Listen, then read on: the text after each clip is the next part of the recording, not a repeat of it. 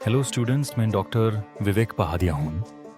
आज हम डिस्कस करने जा रहे हैं डब्ल्यू बी येट्स की फेमस पोएम ईस्टर 1916, जो सिर्फ एक पोम नहीं बल्कि आयरिश हिस्ट्री का इमोशनल डॉक्यूमेंट है। इस पोम के थ्रू येट्स हमें सैक्रिफाइस, रेवोल्यूशन और चेंज का रियल मीनिंग समझाते हैं। ईस्टर 1916 लिखी गई थी आयरिश ईस्टर राइजिंग के बाद। 1916 में आयरिश नेशनलिस्ट्स ने ब्रिटिश रूल के खिलाफ रिवोल्ट किया। रिबेलियन सक्सेसफुल नहीं हुआ और उसके लीडर्स को एग्जीक्यूट कर दिया गया। ये इंसिडेंट येट्स को डीपली डिस्टर्ब करता है।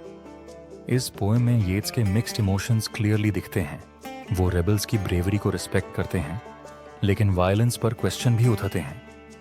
पोएम के बिगिनिंग में येट्स बताते हैं कि ये लोग पहले उनके लिए ऑर्डिनरी लोग थे, ऑफिस जाने वाले, बातचीत करने वाले नॉर्मल सिटीजन्स।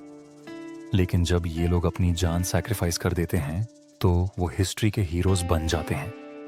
येट्स का फेमस लाइन है, ऑल चेंज्ड अटरली। इसका मतलब है आयरलैंड और येट्स दोनों के लिए सब कुछ हमेशा के लिए बदल गया। ऑर्डिनरी लोग एक्स्ट्रॉर्डिनरी बन जाते हैं। पूरा नेशन इमोशनली और पॉलिटिकली ट्रांसफॉर्म हो जाता है। पोम सैक्रिफाइस को ग्लोरीफाई नहीं करती, बल्कि ये सवाल उठाती है, was it really necessary?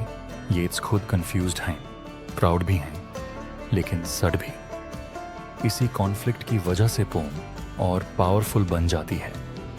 Title Easter 1916 symbolically बहुत इंपॉर्टेंट है। ईस्टर और rebirth, resurrection 1916, you'll Irish history का टर्निंग पॉइंट। ये पोएम आयरिश नेशनलिज्म के रीबर्थ को रिप्रेजेंट करती है।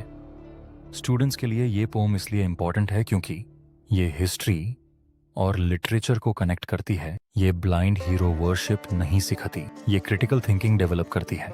टू कंक्लूड, ईस्टर 1916 एक रेवोल्यूशनरी पोएम है जो हमें बताती है कि फ्रीडम की कीमत होती है और हिस्ट्री हमेशा सिंपल नहीं होती।